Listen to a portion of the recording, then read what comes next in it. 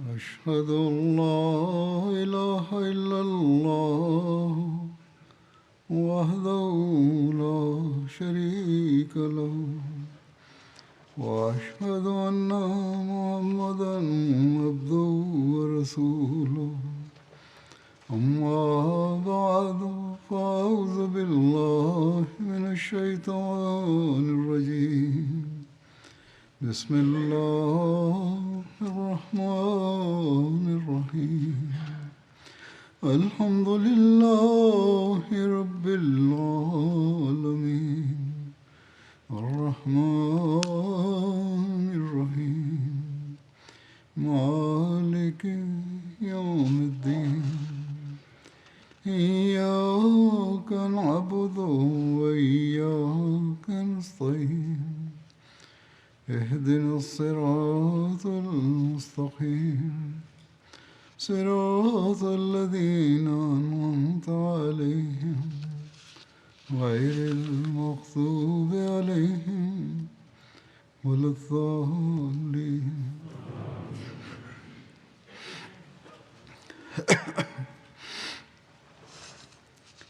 اللہ تعالیٰ نے ہمیں توفیق دی کہ ہم اس رمضان میں سے گزرے اور آج اس رمضان کا آخری جمعہ ہے.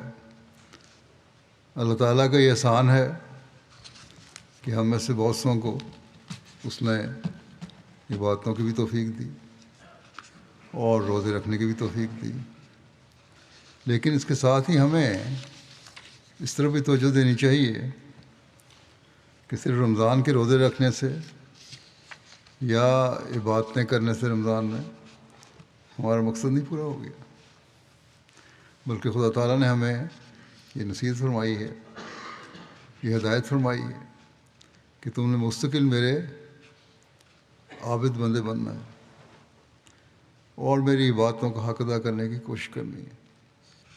بس ان دنوں میں جن لوگوں کو یہ توفیق ملی کہ نمازوں کی طرف توجہ دیں، باجماعت نماز پڑھنے کی طرف توجہ دیں، نوافل پڑھنے کی طرف توجہ دیں، قرآن کریم پڑھنے کی طرف توجہ دیں، اور اس پر ان کو اللہ تعالیٰ نے عمل کی بھی توفیق دی.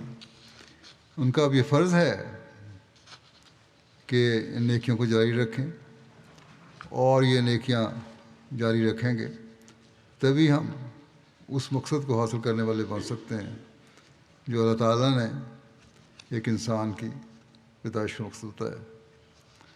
اور اس زمانے میں ہم نے حضرت صلی اللہ علیہ وسلم کے غلام صادق کے ہاتھ پر بیعت کر کے اس عہد کی تجدید کی.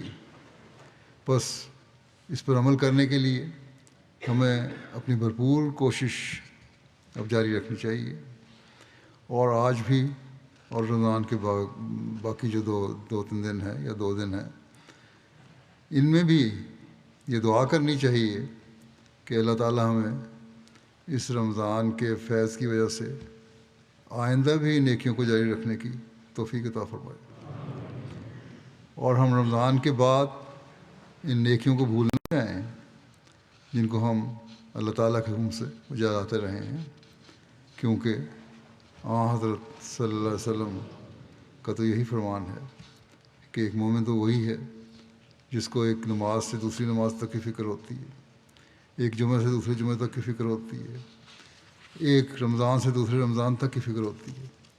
یعنی وہ انتظار کرتا ہے تاکہ وہ آئیں اور میں پھر وہ عبادت بجا لاؤں، اور اس دوران اس عرصے میں وہ نیکیاں بھی بجا لاتا رہوں جو ان میں کرنے کا اللہ تعالیٰ نے حکم دیا.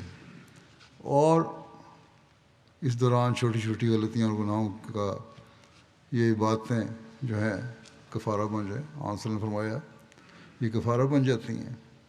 بس جس طرح رمضان اہم ہے، اسی طرح ہر نماز اور ہر جمعہ اہم ہے. یہ نہیں کہ رمضان کا آخری جمعہ تو بابرکت ہے، ہر جمعہ بابرکت ہے. اس زمانے میں جیسا کہ میں نے کہا حضرت مسیح موعود علیہ الصلوۃ والسلام کو اللہ تعالیٰ نے بھیجا اور ہمیں ان کو ماننے کی توفیق ملی۔ آپ نے اپنی جماعت کو بے شمار نصائح فرمائی کہ کس طرح تم حقیقی مسلمان بن سکتے ہو، کس طرح حقیقی طور پر اللہ تعالیٰ کے عبد بن سکتے ہو، کس طرح حضرت صلی اللہ علیہ وسلم کی امت کے فرد بن سکتے ہو۔ بس ان باتوں کو ہمیں یاد رکھنا چاہیے۔ ایک موقع پر آپ نے نصیحت کرتے ہوئے فرمایا کہ میں نے بارہا اپنی جماعت کو کہا ہے کہ تم میری اس بیت پر ہی بھروسہ نہ کرنا، اس کی حقیقت تک جب تک نہ پہنچو گے تب تک نجات نہیں۔ کشر پر صبر کرنے والا مغز سے محروم ہوتا۔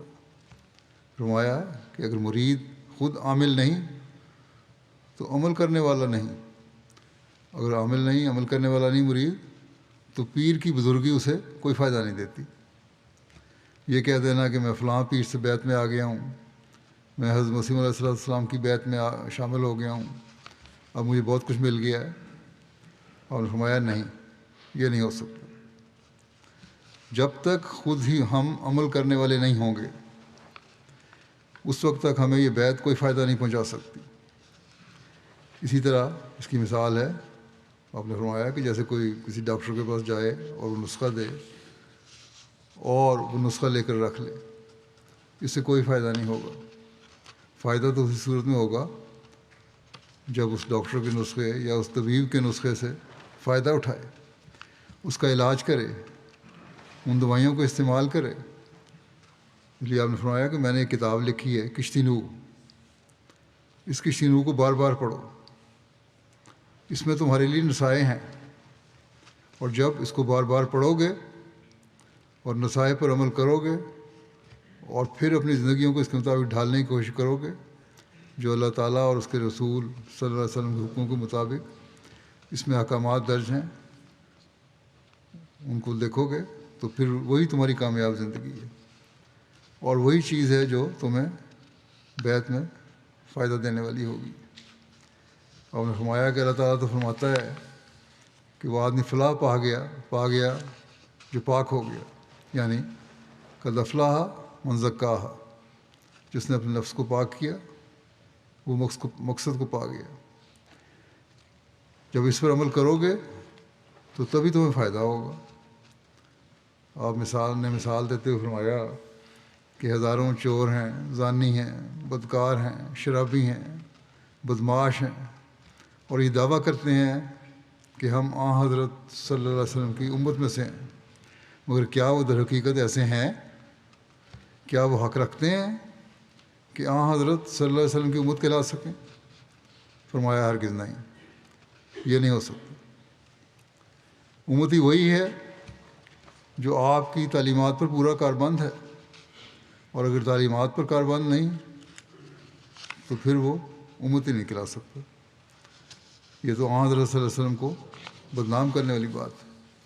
بس ان باتوں کو ہمیں ہمیشہ یاد رکھنا چاہیے کہ ہم نے اپنے اعمال کو اس کے مطابق ڈھالنا ہے جو اسلامی تعلیم، جو اللہ تعالیٰ کے احکامات ہیں، جن کا حضرت صلی اللہ علیہ وسلم نے ہمیں ارشاد فرمایا ہے، اور اس زمانے میں جس کی طرف ہمیں حضرت مسیح موعود علیہ السلام نے توجہ دلائی ہے۔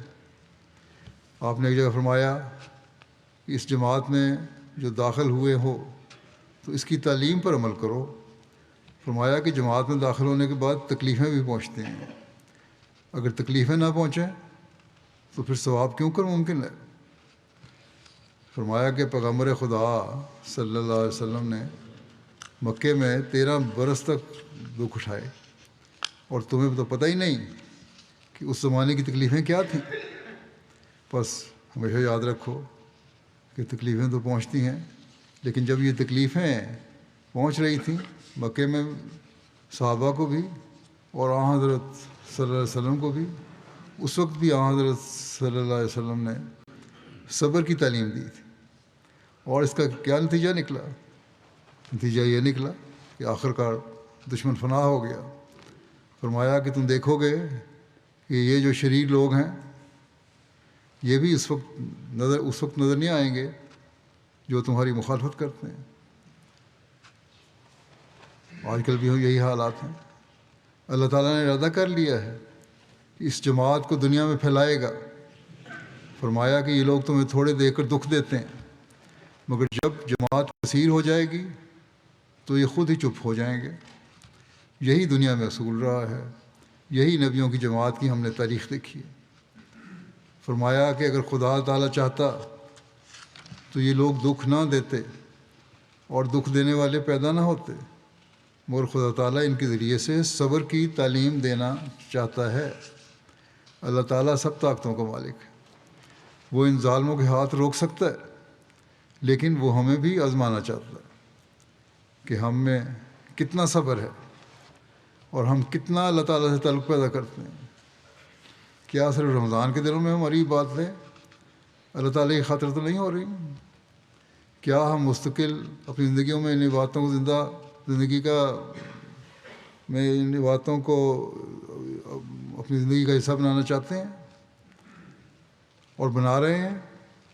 اگر یہ نہیں تو پھر کچھ بھی نہیں۔ اگر ہم یہ کر رہے ہیں تو پھر صبر سے اللہ تعالیٰ کی رضا پر راضی بھی ہیں اور دعائیں بھی کر رہے ہیں، تو اللہ تعالیٰ دشمنوں سے ہمیں نجات بھی دے گا۔ پھر تم دیکھو گے کہ اللہ تعالیٰ تمہیں ان تکلیفوں سے کس طرح بچائے گا۔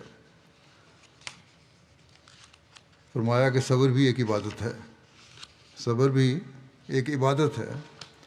خدا تعالیٰ فرماتا ہے کہ صبر کرنے والوں کو وہ بدلے ملیں گے جن کا کوئی حساب نہیں، یعنی ان پر بے حساب انعام ہوں گے۔ یہ اجر صرف صابروں کے واسطے ہے، دوسری عبادت کے واسطے اللہ تعالیٰ کا یہ وعدہ نہیں ہے۔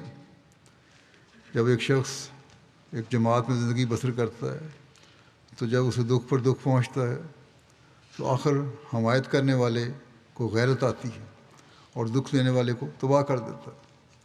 یعنی اللہ تعالیٰ کو پھر غیرت آئے گی جب ہم صبر کریں گے اور اس کے آگے جھکیں گے اور دعائیں کریں گے۔ لوگ بے صبری کا مظاہرہ باز کر دیتے ہیں، ٹھیک ہے بہت تکلیفیں ہو رہی ہیں بعض جگہ پہ ہمیں، پاکستان میں خاص طور پر، لیکن اللہ تعالیٰ نے ہم سے ہی امید رکھی ہے، اللہ نے یہی ہمیں فرمایا ہے کہ صبر کرو۔ صرف یہ نہیں کہ ہم نے اس رمضان میں دعائیں کر لی ہیں، بلکہ ہم ان دعاؤں کو اور ان نیک اعمال کو اپنی زندگی میں مستقل حصہ بنا لیں گے تو تبھی ہمیں فائدہ بھی ہوگا۔ آپ نے بڑی تحدی سے فرمایا کہ ہماری جماعت اللہ تعالیٰ کی حمایت میں ہے اور دکھ اٹھانے سے ایمان قوی ہو جاتا ہے۔ صبر جیسی کوئی شے نہیں۔ بس یہ باتیں ہیں جو ہم یاد رکھیں گے تو انشاءاللہ تعالیٰ ترقی کرتے چلے جائیں گے، اور دشمن ہمارے کاموں میں کبھی کوئی روک نہیں پیدا کر سکتا، منصوبوں میں کبھی کوئی روک نہیں پیدا کر سکتا۔ لیکن شرط وہی ہے کہ ہمارے اپنے نیک عمل ہوں اور ہم ہر چیز خدا تعالیٰ کی رضا کے لیے کرنے والے ہیں۔ ایک جگہ آپ نے فرمایا اب تم روح و دنیا نہ رہو بلکہ خدا تعالیٰ کی طرف متوجہ ہو جاؤ، اور جب تم خدا تعالیٰ کی طرف متوجہ ہو جاؤ گے تو پھر تم دیکھنا کہ کس طرح اللہ تعالیٰ تمہارے لیے آسانیاں پیدا فرماتا ہے۔ پھر آپ نے تقویٰ کے بارے میں نصیحت کرتے ہوئے فرمایا کہ یہ تو تاریخ بتاتی ہے کہ اوائل میں جو سچا مسلمان ہوتا ہے اسے صبر کرنا پڑتا ہے۔ صحابہ پر بھی ایسا ہی زمانہ آیا کہ پتے کھا کر گزارا کیا، بعض اوقات روٹی کا ٹکڑا بھی میسر نہیں آتا تھا۔ فرمایا کہ کوئی انسان کسی کے ساتھ بھلائی نہیں کر سکتا جب تک خدا تعالیٰ بھلائی نہ کرے۔ اللہ تعالیٰ چاہے بھلائی کرنا تو پھر ہی بھلائیاں ہوتی ہیں انسانوں کی طرف سے بھی۔ جب انسان تقویٰ اختیار کرتا ہے تو خدا تعالیٰ پھر اس کے واسطے دروازے کھول دیتا ہے۔ یہ تمہارا خیال ہے کہ لوگ تمہارے لیے بھلائی کریں گے، لیکن اگر اللہ تعالیٰ کا ابھی یہ ارادہ نہیں ہے کہ بھلائی ہو تو تم لاکھ کوششیں کر لو، لوگ بھلائی نہیں کر سکتے۔ نیکی پر چلنے کے لیے اللہ تعالیٰ کی طرف جھکنا ضروری ہے، اور جب اس کی رضا حاصل ہوگی اور جب ہم تقویٰ پر چلنے لگیں گے تو پھر اللہ تعالیٰ اپنے فضل کے دروازے بھی کھولے گا انشاءاللہ۔ اس لیے آپ نے فرمایا کہ اللہ تعالیٰ پر سچا ایمان لاؤ، اس سے سب کچھ حاصل ہوگا۔ کیونکہ اللہ تعالیٰ فرماتا ہے من یتق اللہ یجعل لہ مخرجا ویرزقہ من حیث لا یحتسب. جو اللہ تعالیٰ کا تقوی اختیار کرے اللہ اس کے لیے کوئی راستہ نکال دے گا اور اسے وہاں سے رزق دے گا جہاں سے رزق آنے کا خیال بھی نہیں ہوگا، وہاں سے سہولتیں مہیا فرمائے گا جہاں سے کچھ امید بھی نہیں ہوگی. بس یہ باتیں ہمیں یاد رکھنی چاہیے اگر ہمیں اپنی زندگیوں کو کامیاب بنانا ہے، اور ہم نے اس فیض سے فیض اٹھانا ہے جو اس رمضان کا یا ہر رمضان کا فیض ہوتا ہے. پھر حقوق العباد کے لیے بھی آپ نے فرمایا کہ آپس میں مل جل کے بیٹھو. جس قدر تم آپس میں ایک دوسرے سے محبت کرو گے اسی قدر اللہ تعالیٰ بھی تم سے محبت کرے گا. اب صرف یہ باتیں ظاہری باتیں نہیں بلکہ رمضان کے دنوں میں جو اعلیٰ اخلاق کا مظاہرہ کرنے کی طرف توجہ پیدا ہوئی ہماری بہت سارے لوگوں میں ہوتی ہے، بتاتے بھی ہیں. اب یہ ضروری ہے کہ ان اعلیٰ اخلاق کو ہم ہمیشہ جاری بھی رکھیں اور چھوٹی چھوٹی باتوں پر، چھوٹے چھوٹے جھگڑوں پر، چھوٹے چھوٹے مسائل پہ جو آپس میں اختلافات پیدا ہوتے ہیں ان کو ختم کریں اور محبت اور پیار کی زندگی گزاریں. بس جب ہم یہ کریں گے تو پھر اللہ تعالیٰ کے فضلوں کی بارش بھی ہم پر برسے گی. پھر ایک جگہ آپ نے نصیحت کرتے ہوئے فرمایا کہ ہماری جماعت کے لیے ضروری ہے کہ اس پرآشوب زمانے میں جب کہ ہر طرف ضلالت اور غفلت اور گمراہی کی ہوا چل رہی ہے تقویٰ اختیار کریں. دیکھیں آج کل کون سا ایسا ذریعہ نہیں ہے جو گمراہی کی طرف لے جانے کے لیے استعمال نہیں ہو رہا. ہر قسم کا میڈیا، ہر قسم کا کوشش ہو رہی ہے، اس میں کسی کام پہ لگا ہوا ہے. دنیا داروں نے ہر ذریعے کو گمراہی اور ضلالت اور غفلت کی طرف لے جانے اور اللہ تعالیٰ سے دور لے جانے کے لیے استعمال کرنا شروع کیا ہوا ہے. ایسے وقت میں ہمارا کام جو یہ دعویٰ کرتے ہیں کہ ہم نے اس زمانے میں دین کی تجدید کے لیے اور اسلام کی نشت ثانیہ کے لیے مسیح موعود علیہ السلام کو ماننا ہے، ہمارا یہ کام ہے کہ ہم چیزوں سے بچنے کی کوشش کریں. خود ہی جائزہ لیں کتنے ہم میں سے ایسے ہیں جو ان سے بچتے ہیں، نوجوان بھی، بڑی عمر کے بھی، عورتیں بھی، بچے بھی، ہر ایک کو ہمیں جائزہ لینا چاہیے. آپ فرماتے ہیں کہ دنیا کا یہ حال ہے کہ اللہ تعالیٰ کے احکام کی عظمت نہیں، حقوق اور وصایا کی پرواہ نہیں. کیا اللہ تعالیٰ نے نصیحت فرمائی؟ کچھ نہیں پرواہ. فرمایا دنیا اور اس کے کاموں میں حد سے زیادہ انہماک ہے. ہم اپنے اندر کا جائزہ لیں تو ہمارے اندر بھی یہی باتیں ہیں کہ دنیا کے کاموں میں زیادہ انہماک ہے. بعض دفعہ ہم نمازیں پڑھنا بھول جاتے ہیں، بعض جمعوں کی پرواہ نہیں کرتے، بعض اور نیکیوں کی پرواہ نہیں کرتے. اپنا حق لینے کے لیے دوسرے کا حق مارنے کی کوشش کرتے ہیں. تو یہ باتیں ایسی ہیں جو پھر اللہ تعالیٰ کا قرب دلانے والی نہیں ہو سکتی. بس ایک طرف ہم رمضان میں یہ دعائیں کر رہے ہوتے ہیں کہ اللہ تعالیٰ ہمیں نیکیوں کی توفیق دے، ہماری ضروریات پوری کرے، تو پھر ہمیں بھی ان باتوں پر عمل کرنا ہوگا جو اللہ تعالیٰ نے ہمیں بتائی ہیں. کوشش بھی کرنی ہوگی، صرف دعا سے کوئی کام بنے گا. آپ نے فرمایا کہ دنیا داری میں پڑے ہوئے لوگ ہیں، دنیا کا نقصان ہو تو بہت زیادہ شور مچانے لگ جاتے ہیں، رونے چلانے لگ جاتے ہیں، اور دنیا کے نقصان سے بچنے کے لیے جیسا کہ میں نے پہلے کہا اللہ تعالیٰ کے حق کو ضائع کر دیتے ہیں کہ دنیا کا نقصان نہ ہو ہمیں. اللہ تعالیٰ کا حق میں ہوتا ہو کہ نہ ہو، فرق نہیں پڑتا. ان باتوں کی توجہ نہیں دیتے جو اللہ تعالیٰ نے فرمائی ہیں. لوگوں کے حق نہیں ادا کرتے، مقدمے بازیوں میں چلے جاتے ہیں، غلط قسم کے مقدمے ہیں. پھر ایک دوسرے کو نیچا کرنے کے لیے یہ لوگ کر رہے ہوتے ہیں، دلیلیں غلط دے رہے ہوتے ہیں، وکیلوں کے کہنے پر غلط قسم کے دلائل پیش کر رہے ہوتے ہیں. وکیل بھی جھوٹی دلیلیں دلوانے کی کوشش کرتے ہیں، جھوٹی گواہیاں پیش کر رہے ہوتے ہیں. تو ایسی حالت میں کس طرح ہو سکتا ہے کہ اللہ تعالیٰ پھر ہمارا ساتھ دے؟ اگر اللہ تعالیٰ کا ساتھ لینا ہے تو پھر ضروری ہے کہ ہم پھر نیکیوں کی طرف توجہ کریں اور اللہ تعالیٰ حکموں پر عمل کرنے کی بھی کوشش کریں۔ فرماتے ہیں کہ جب تک کمزور ہوتے ہیں تو گناہ کی ضرورت نہیں ہوتی، گناہ نہیں کرتے جب تک کمزوری ہے، اللہ تعالیٰ کی طرف رجوع کر رہے ہوتے ہیں، اور جب موقع ملا تو جھٹ پھر جھوٹ اور گناہ کے مرتکب ہونے لگ جاتے ہیں۔ جب آسانیاں اور کشائش پیدا ہوتی ہے تو پھر بھول جاتے ہیں کہ اللہ تعالیٰ نے ہمیں آسانیاں اور کشائش دی ہیں، اور اس سے پہلے جو ہماری حالت تھی وہ کیا تھی۔ اللہ تعالیٰ کی شکر گزاری تو یہی ہے کہ ہم ان نیکیوں کو جاری رکھیں اور اللہ اور اس کے بندوں کو حق غصب کرنے کی کبھی کوشش نہ کریں جو ہماری کمزوری میں نیکیاں تھیں۔ اگر حق مار رہے ہیں تو اس کی وجہ یہی ہے کہ سچا تقویٰ نہیں۔ آپ نے فرمایا سچا تقویٰ ہو تو پھر ایسی حرکتیں انسان کر ہی نہیں سکتا۔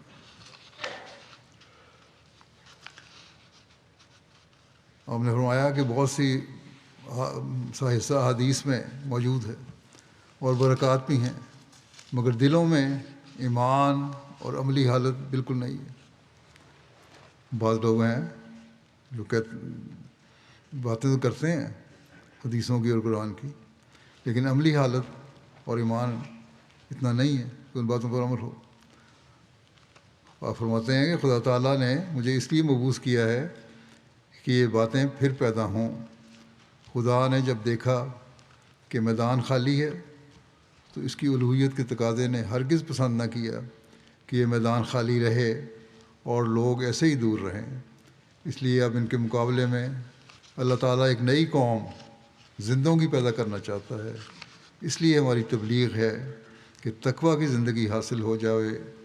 بس ہم نئی قوم بنے ہیں، حضرت مسیح علیہ السلام کی بیعت میں آئے ہیں، تو ہمیں تقویٰ کی زندگی پر چلنا پڑے گا اور چلنا چاہیے۔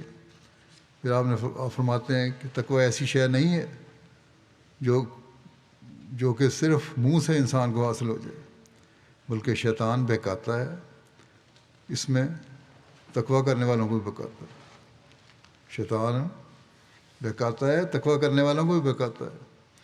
اس کی ایسی مثال ہوتی ہے، آپ نے مثال دی ہے، جیسے ذرا سی شیرینی رکھ دیں تو بے شمار چونٹیاں اس پر آ جاتی ہیں۔ میٹھا رکھا ہو، کہیں چینی رکھی ہو، مٹھائی رکھی ہو، تو چونٹیاں اس پہ آ جاتی ہیں۔ یہی حال شیطانی گناہوں کا ہے، اور اسی سے انسان کی کمزوری کا حال معلوم ہوتا ہے کہ کیا حال ہے انسان کی کمزوری کا۔ سمجھتا ہے کہ میں بڑا نیک ہو گیا ہوں، بڑا تقویٰ میں عمل کر رہا ہوں، لیکن شیطان حملہ کر دیتا ہے۔ اس وقت پتہ لگتا ہے کہ شیطان کے حملے سے تم بچے نہیں، پوری طرح بھی اللہ تعالیٰ کی حفاظت میں نہیں آئے۔ فرمایا کہ اگر خدا تعالیٰ چاہتا تو ایسی کمزوری نہ رکھتا انسان۔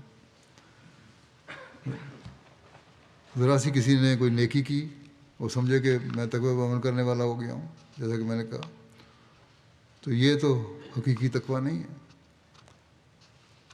یہ ایسا تقویٰ ہے اس پہ شیطان حملے کرتا ہے، اسی طرح حملے کرتا ہے جس طرح آپ نے مثال دی ہے کہ میٹھے پر چونٹیاں آ جاتی ہیں۔ اسی طرح شیطان بھی اس کو بھڑکانے کے لیے حملہ کر دیتا ہے، اس کے دماغ میں یہ ڈالنے کے لیے کہ تم بڑے نیک ہو گئے ہو۔ جب انسان کی ایسی حالت ہوتی ہے تو پھر وہ نیکیوں سے دور چلا جاتا ہے، تکبر پیدا ہو جاتا ہے۔ بس آپ نے فرمایا کہ تقویٰ پر چلنے والوں کو بہت پھونک پھونک کر قدم اٹھانا پڑتا ہے، اور یہ اسی وقت ہو سکتا ہے کہ جب انسان کو اس بات کا علم ہو کہ ہر طاقت کا سرچشمہ خدا ہی کی ذات ہے۔ کسی نبی یا رسول کو یہ طاقت نہیں کہ وہ اپنے پاس سے طاقت دے سکے۔ ہاں، نبی اور رسولوں سے برکات حاصل ہوتے ہیں، ان کی تعلیم پر عمل کرنے سے برکت ملتی ہے، لیکن طاقت اللہ تعالیٰ ہی کے پاس ہے، اور نبی اور رسول بھی اسی طرف لے جاتے ہیں کہ اللہ تعالیٰ سے مانگو۔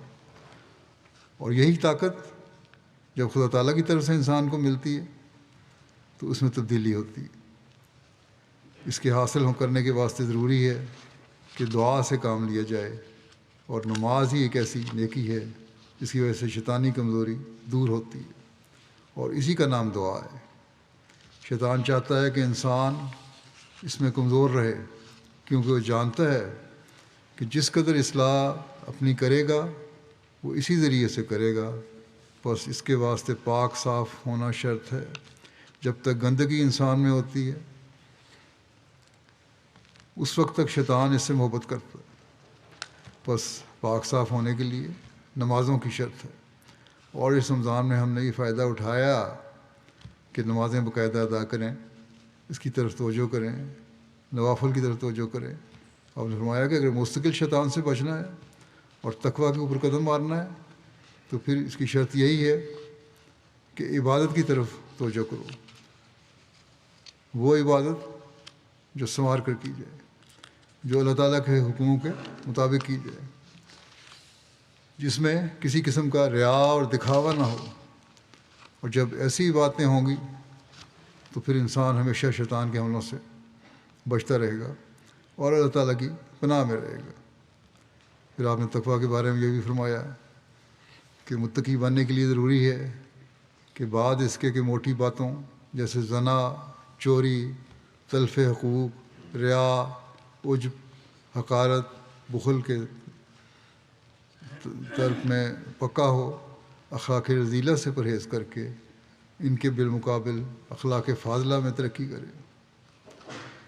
یہ بات تقویٰ کے لیے ضروری ہے کہ موٹی موٹی برائیاں جو ہیں ان سے دور رہے، جو گھٹیا اخلاق ہیں ان سے بچے، گھٹیا باتوں سے بچے۔ لیکن صرف اتنا کافی نہیں ہے، بلکہ اچھے اخلاق اس کے مقابلے میں پیدا ہوں تو پھر اصل تقویٰ ہے کہ صرف برائیاں دور کر کے نیکیوں پہ قدم مارنا، یہ اصل چیز ہے۔ برے اخلاق کو ختم کرنا اور اچھے اخلاق کو اپنانا، یہ اصل چیز ہے۔ صرف برائی سے بچنا تقویٰ نہیں، بلکہ برائی سے بچ کر نیکیوں کو بجا لانا تقویٰ ہے۔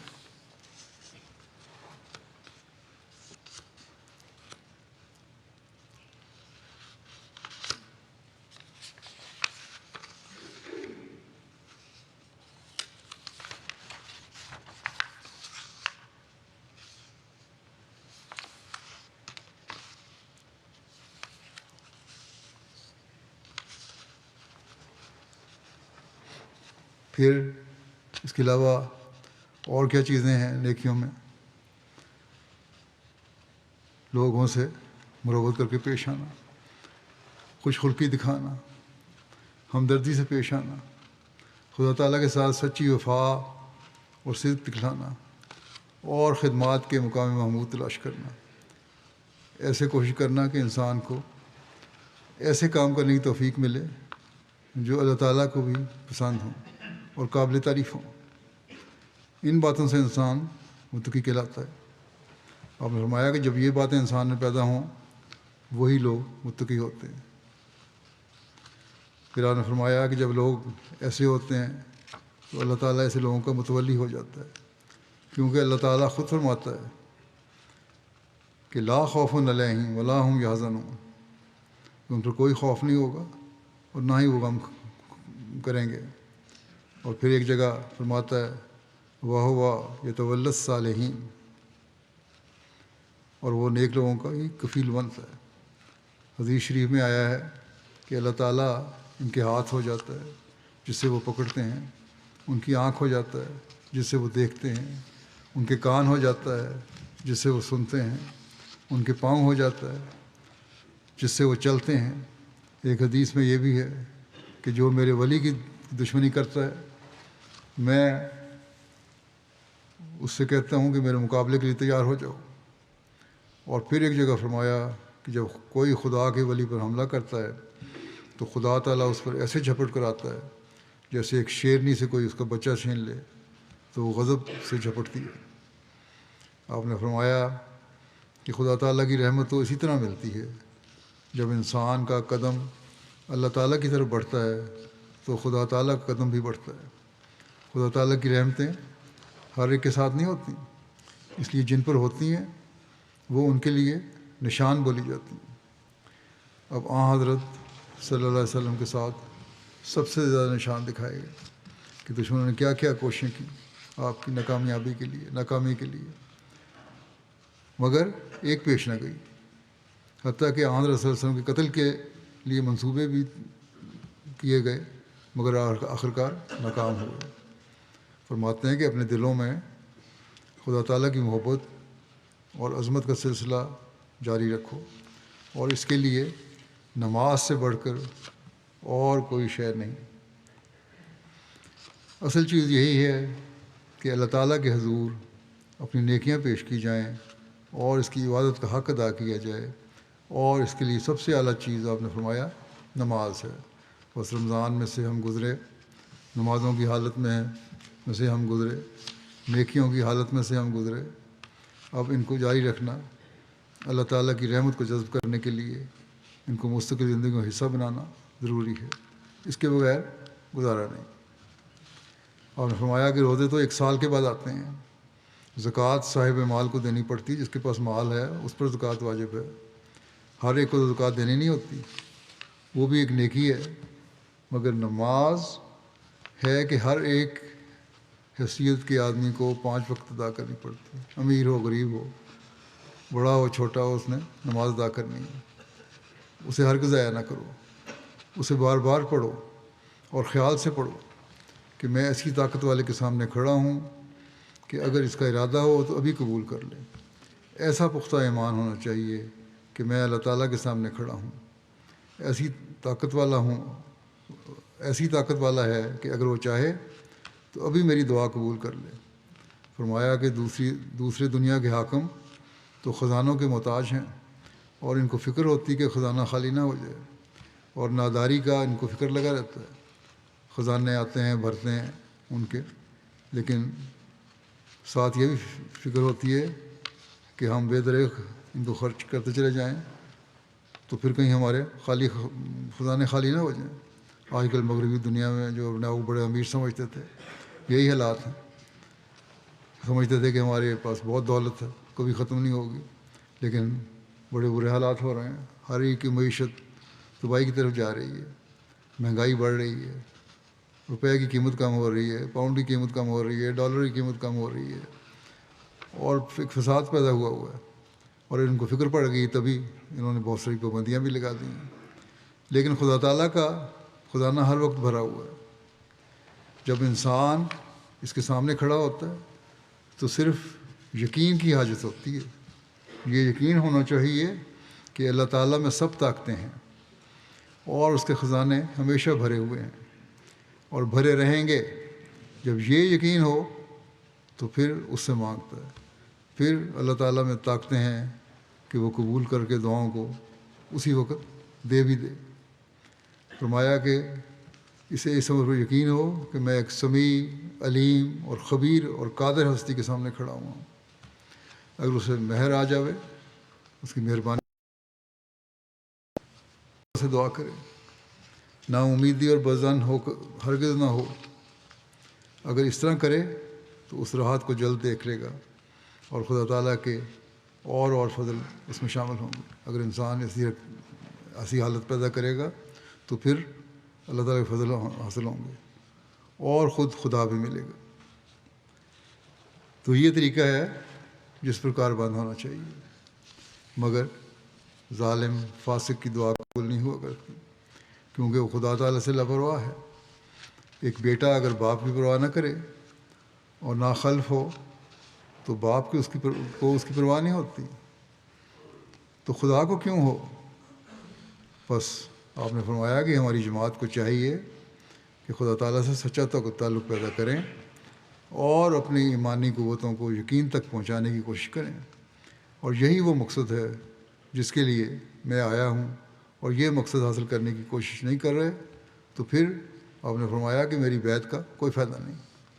بس ہمیں یہی کوشش کرنی چاہیے کہ اپنی نیکیوں کو بڑھاتے چلے جائیں اور اللہ تعالیٰ سے خاص تعلق پیدا کریں، اور یہی ہماری زندگیوں کا مقصد ہے، یہی جماعت کی ترقی میں ہمارے لیے فائدہ دینے والی چیز ہے، یہی ہمیں مشکلات اور مصائب سے بچانے والی ہے، اور اسی سے جماعت انشاءاللہ تعالیٰ ترقی کرتے کرتے اس مقام تک پہنچے گی جس کا اللہ تعالیٰ نے وعدہ فرمایا ہے۔ آپ نے فرمایا کہ مسیح موعود کے جو کام ہیں ان میں سے پہلا تو یہی ہے جو اللہ تعالیٰ نشان دکھلا رہا ہے، کہ حضور صلی اللہ علیہ وسلم کے زمانے میں دکھائے تھے نشان، اسی تسلسل میں اب بھی نشان دکھا رہا ہے، خود ترقی کے نشان دکھا رہا ہے اور اب بھی دکھلاتا چلا جا رہا ہے، آپ نے فرمایا، تاکہ اللہ تعالیٰ یہ ثابت کرے کہ اللہ تعالیٰ ہماری دعاؤں کو سننے والا ہے اور اس کا جواب بھی دیتا ہے اور ہمارے ساتھ اس کی نصرت ہے۔ یہ نشان دکھا رہا ہے۔ پھر انہوں نے فرمایا جو دوسرا مقصد وہ یہ ہے کہ خدا تعالیٰ سے بندوں کا تعلق پیدا کروایا جائے میرے آنے کا۔ اگر تو فعل اللہ تعالیٰ کا ہے، ایک تو فعل اللہ تعالیٰ کا ہے، فرمایا کہ ایک فعل تو اللہ تعالیٰ کا ہے جو اس نے حضور صلی اللہ علیہ وسلم سے وعدہ کیا ہے وہ دے رہا ہے۔ دوسرے اللہ تعالیٰ نے ہماری ذمہ داری لگائی ہے کہ ہم اس کے شکر گزار بندے بنیں اور اس کی عبادت کا حق ادا کرنے والے ہوں اور اپنے ایمانوں میں ترقی کرنے والے ہوں۔ جب یہ ہوگا تو پھر اللہ تعالیٰ کے فضلوں کو ہم حاصل کرنے والے ہوں گے اور ہم اس بیعت کا حق ادا کرنے والے ہوں گے جو حضرت مسیح علیہ السلام کی بیعت میں آنے کا ہمارا مقصد ہے۔ آپ نے فرمایا کہ ہماری جماعت کے لیے اسی بات کی ضرورت ہے کہ ان کا ایمان بڑھے، اللہ تعالیٰ پر سچا یقین اور معرفت پیدا ہو، نیک اعمال میں سستی اور کسل نہ ہو، کیونکہ اگر سستی ہو تو پھر وضو کرنا بھی ایک مصیبت لگتا ہے، چاہے جائے کہ وہ تہجد پڑھے۔ اگر اعمال صالحہ کی قوت پیدا نہ ہو اور مسابقت علی الخیرات کے لیے جوش نہ ہو تو ہمارے ساتھ تعلق پیدا کرنا بے فائدہ ہے۔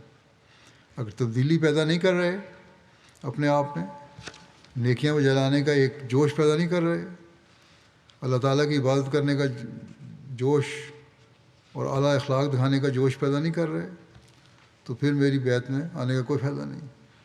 فرمایا کہ ہماری جماعت میں تو وہی داخل ہوتا ہے جو ہماری تعلیم کو اپنا دستور العمل قرار دیتا ہے اور اپنی ہمت اور کوشش کے موافق اس پر عمل کرتا ہے، لیکن جو محض نام رکھ کر تعلیم کے موافق عمل نہیں کرتا وہ یاد رکھے کہ خدا تعالیٰ نے اس جماعت کو ایک خاص جماعت بنانے کا ارادہ کیا ہے اور کوئی آدمی محض نام لکھوانے سے جماعت میں نہیں رہ سکتا۔ اس پر کوئی نہ کوئی وقت ایسا آتا ہے کہ وہ بدقسمتی سے الگ بھی ہو سکتا ہے اور ہو جائے گا۔ اس لیے جہاں تک ہو سکے اپنے اعمال کو اس تعلیم کے مطابق کرو جو دی جاتی ہے۔ آپ نے فرمایا کہ اعمال پروں کی طرح ہیں، بغیر اعمال کے انسان روحانی مدارج کے لیے پرواز نہیں کر سکتا۔ جہاں پرندے اٹھتے ہیں ہوا میں پروں سے، تو اعمال بھی روحانی فضا درجے بلند کرنے کے لیے ضروری ہیں۔ اعمال ہوں گے تو انسان اوپر اٹھ سکتا ہے، اللہ تعالیٰ کے قریب جا سکتا ہے۔ انسان روحانی مدارج کے لیے پرواز نہیں کر سکتا اور ان اعلیٰ مقاصد کو حاصل نہیں کر سکتا جو ان کے نیچے اللہ تعالیٰ نے رکھے ہیں۔ فرمایا کہ پرندوں میں فہم ہوتا ہے، ان میں عقل ہوتی ہے، اگر وہ عقل اور فہم سے کام نہ لیں جو اللہ تعالیٰ نے ان کی جبلت میں رکھی ہے، ان کی فطرت میں رکھی ہے، تو جو کام ان سے ہوتے ہیں وہ نہ ہوں۔ مثلا شہد کی مکھی میں اگر فہم نہ ہو تو وہ شہد نہیں نکال سکتی، اور اسی طرح نامور کبوتر جو ہیں، پیغام لے جانے والے کبوتر جن کا پہلے بہت استعمال ہوتا تھا، ان کو اپنے فہم سے کسی قدر کام لینا پڑتا ہے، کس قدر دور دراز کی منزلیں وہ طے کرتے ہیں، خطوط پہنچاتے ہیں۔ اسی طرح پرندوں سے عجیب عجیب کام لیے جاتے ہیں۔ بس پہلے ضروری ہے کہ آدمی اپنے فہم سے کام لے اور سوچے کہ جو کام میں کرنے لگا ہوں یہ اللہ تعالیٰ کے حکام کے نیچے اور اس کی رضا کے لیے ہے یا نہیں۔ جب یہ دیکھ لے اور فہم سے کام لے تو پھر ہاتھوں سے کام لینا ضروری ہے، پھر عملی طور پر اپنے ہاتھوں کو ہلانا ضروری ہے۔ پہلے سوچے، عقل کرے کہ نیکی کے کام ہیں، یہ میں نے کرنے ہیں، لیکن نیک نتائج نکلیں گے، یہ اللہ تعالیٰ کے حکم کے مطابق ہیں کہ نہیں، پھر اس کے بعد ان پر عمل کرے، سستی اور غفلت نہ کرے۔ ہاں یہ دیکھنا ضروری ہے کہ تعلیم صحیح ہو۔ کبھی ایسا بھی ہوتا ہے کہ تعلیم صحیح ہوتی ہے لیکن انسان اپنی نادانی اور جہالت سے یا کسی دوسرے کی شرارت اور غلط بیانی سے دھوکے میں پڑ جاتا ہے۔ یہ بھی ہو جاتا ہے، شیطان دھوکہ دے جاتا ہے، بعض دفعہ اسی تعلیم کے حوالے سے دھوکہ مل جاتا ہے۔ سمجھنا ضروری ہے اس کو بس یہ بہت ضروری ہے ایک احمدی کے لیے کہ اپنے اعمال بجا لانے کے لیے اللہ تعالیٰ کا قرب حاصل کرنے کے لیے کوشش کرے اور سوچے، خالی و ذہن ہو کر سوچے، پہلے جائزہ لے، پھر اس پر غور کرے، دعا کرے، پھر عمل کرے، اور پھر مقصد یہی ہو کہ میں نے اللہ تعالیٰ کی رضا حاصل کرنی ہے۔ بس جب ہم ان باتوں پر عمل کرنے والے ہوں گے تب ہی ہم حضرت مسیح علیہ السلام کی بیعت کے مقاصد کو پورا کرنے والے ہوں گے۔ پھر ایک جگہ آپ نے اپنی عبادتوں کے معیار اونچے کرنے کے لیے نصیحت کرتے ہوئے یہ بھی فرمایا کہ اللہ تعالیٰ سے محبت سے پورا حصہ لو، اور اصل توحید اسی سے قائم ہوگی، اور اس کے لیے جہاں تم اقرار کرتے ہو کہ ہمیں اللہ تعالیٰ سے محبت ہے، اس کی توحید قائم کرنا چاہتے ہیں، وہاں اس کی تصدیق لازمی ہے۔ اس کے لیے پھر اللہ تعالیٰ کے حضور گرنا اور گڑ گڑانا ضروری ہے۔ جب یہ باتیں ہوں گی تو تب ہی ہم حقیقی توحید کو بجا لانے والے اور اس پر عمل کرنے والے اور اس کو پھیلانے والے ہوں گے۔ پھر اس بات کی وضاحت کرتے ہوئے کہ خدا تعالیٰ کے ساتھ محبت سے کیا مراد ہے، آپ نے فرمایا کہ یہی اس سے مراد ہے کہ اپنے والدین اور اپنی جوہرو یعنی بیوی، اپنی اولاد، اپنے نفس، ہر چیز پر اللہ تعالیٰ کی رضا کو مقدم کر لیا جائے۔ چنانچہ قرآن شریف میں آتا ہے فاذکروا اللہ کا ذکرکم آباءکم و اشد ذکر، یعنی اللہ تعالیٰ کو ایسا یاد کرو جیسا تم اپنے باپوں کو یاد کرتے ہو، بلکہ اس سے بھی زیادہ اور سخت درجے کی محبت کے ساتھ یاد کرو۔ آپ نے فرمایا کہ یہاں یہ امر بھی غور طلب ہے کہ خدا تعالیٰ نے یہ تعلیم نہیں دی کہ تم خدا کو باپ کہہ کر پکارو، بلکہ اس نے یہ سکھایا ہے کہ نصارہ کی طرح دھوکہ نہ لگے۔ اس لیے یہ کہا ہے کہ نصارہ کی طرح دھوکہ نہ لگے اور خدا کو باپ کہہ کر پکارا نہ جائے۔ اگر کوئی کہے کہ پھر باپ سے کم درجے کی محبت ہوئی تو اس اعتراض کو رفع کرنے کے لیے اشدہ ذکر رکھ دیا گیا۔ اشدہ ذکر نہ ہوتا تو اعتراض ہو سکتا تھا، مگر اب تو اس نے اس کو حل کر دیا کہ اللہ تعالیٰ فرماتا ہے کہ باپ سے زیادہ ذکر کرو۔ آپ فرماتے ہیں کہ اصل توحید کو قائم کرنے کے لیے ضروری ہے کہ خدا تعالیٰ کی محبت سے پورا حصہ لو، اور یہ محبت ثابت نہیں ہو سکتی جب تک عملی حصے میں کامل نہ ہو جاؤ۔ صرف زبان سے ثابت تو نہیں ہوتی یہ بات۔ اگر کوئی چینی یا مصری کا نام لے، اسے منہ میٹھا نہیں ہو جاتا۔ صرف نام لینے سے تو میٹھے کا منہ میٹھا نہیں ہوتا، مٹھائی کا نام لینے سے تو میٹھا نہیں ہو جاتا منہ۔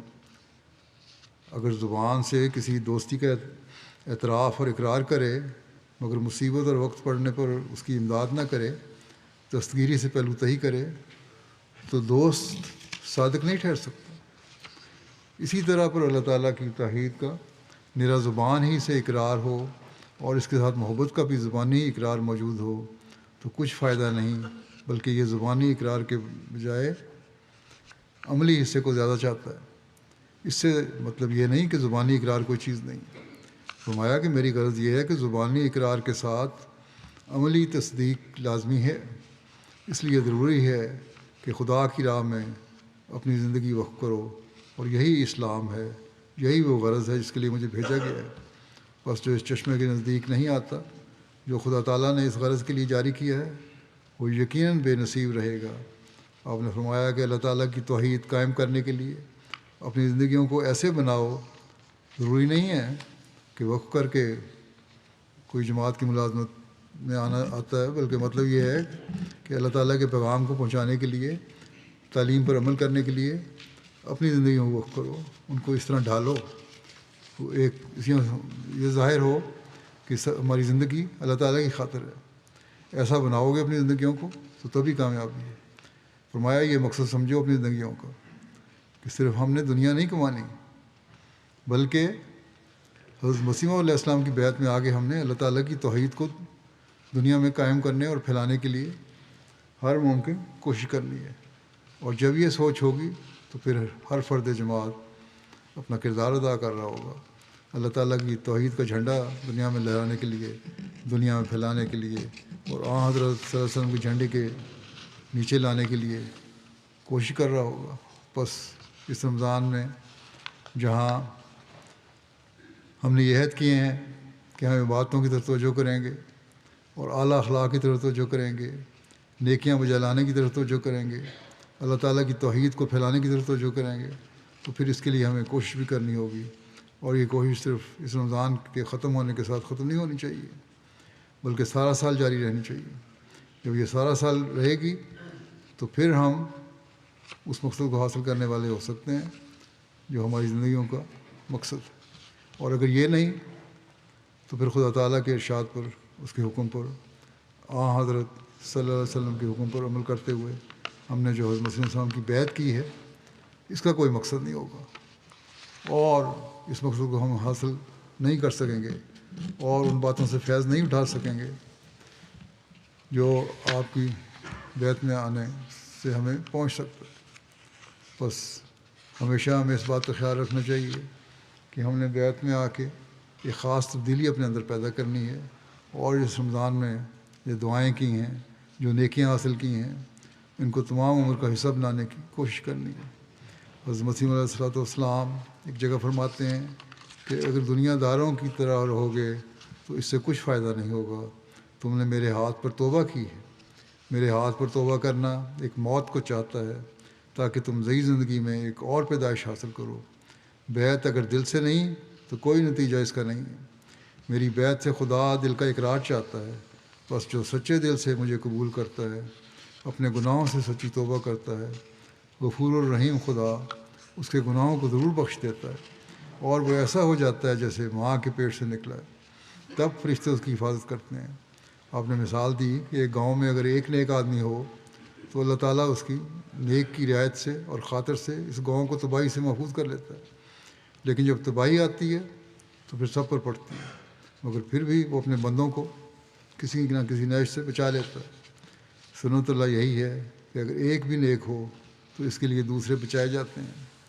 بس آج کل جو دنیا کے حالات ہیں ان میں ہم خاص طور پر جہاں اپنے آپ کو بچانے کے لیے، اپنی نسلوں کو بچانے کے لیے کوشش کریں، دنیا کو بچانے کے لیے کوشش کریں، اور توحید کو دنیا میں قائم کرنے کے لیے کوشش کریں، حضرت صلی اللہ علیہ وسلم کے جھنڈے کے نیچے لانے کی کوشش کریں، وہاں اس کے لیے ہمیں اپنے آپ میں ایک خاص تبدیلی مستقل طور پر پیدا کرنی ہوگی، اور مستقل دعاؤں کو اپنی زندگی کا حصہ بنانا ہوگا تاکہ ہم اپنے آپ کو بھی محفوظ کر سکیں اور دنیا کو بھی محفوظ رکھ سکیں. کیونکہ دنیا بڑی تیزی سے تباہی کی طرف جا رہی ہے، اور اللہ تعالیٰ چاہے تو دنیا کی اصلاح کے لیے ایسے سامان پیدا کر سکتا ہے کہ ان کے دلوں کو پھیر دے اور اس تباہی سے وہ بچ سکیں. اور تباہی آنی بھی ہے تو اللہ تعالیٰ پھر مومنوں کو، ایمان والوں کو اس سے بچائے. اور اس کے بچنے کے لیے ضروری ہے کہ ہم اپنے اعمال اس نہج پر ڈھالیں، اس طرح ادا کریں کہ اللہ تعالیٰ کا فضل ہم پر ہمیشہ رہے.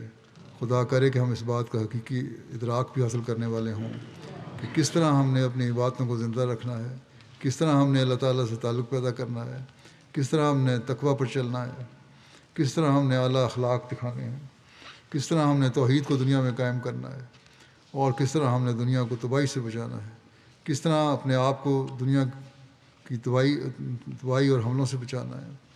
اور جب یہ چیزیں ہوں گی اور یہ ہمارے اندر احساس پیدا ہوگا تو پھر ہی ہم حضرت مسیح علیہ الصلوۃ والسلام کی بیعت کا حق بھی ادا کرنے والے ہوں گے. خدا کرے کہ ہم یہ بیعت کا حق ادا کرنے والے ہوں، اور یہ رمضان ہمارے لیے برکتوں کا باعث بننے والا ہو. ہمیں اپنی رحمتوں اور فضلوں سے برکات سے نوازے، اور ہمارے رمضان کے آنے والے آئندہ دن اور پورے سال اور اگلے رمضان تک ہم اللہ تعالیٰ کی عبادت کا حق ادا کرنے والے ہوں، اس کے بندوں کا بھی حق ادا کرنے والے ہوں. اللہ تعالیٰ ہمیں اس کی توفیق عطا فرمائے.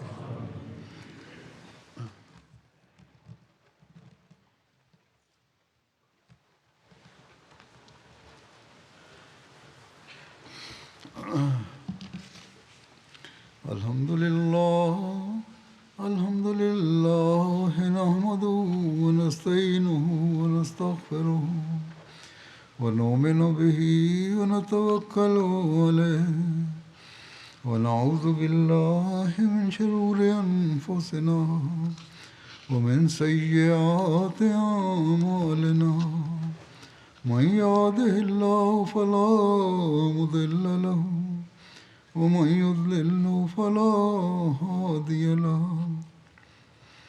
ونشهد أن لا إله إلا الله ونشهد أن محمدا عبده ورسوله عباد الله رحمكم الله إن الله يأمر بالعدل والإحسان وإيتاء ذي القربى وينهى عن الفحشاء والمنكر والبغي يعظكم لعلكم تذكرون اذكروا الله يذكركم وادعوه يستجب لكم ولذكر الله أكبر